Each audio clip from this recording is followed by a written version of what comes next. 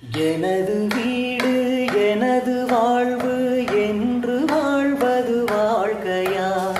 இருக்கும் நாலு சுவருக்குள்ளே வாழ நீ ஒரு கைதியா?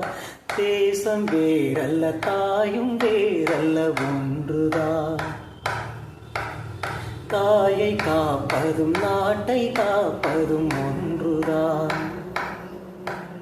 கடுகு போல் உன் மனம் இருக்கக்கூடாது. கடலை போல் விரிந்ததாய் இருக்கட்டும். உன்னை போல் எல்லோரும் அட என்னோடும் அதில் இன்பத்தை தேடோடும்.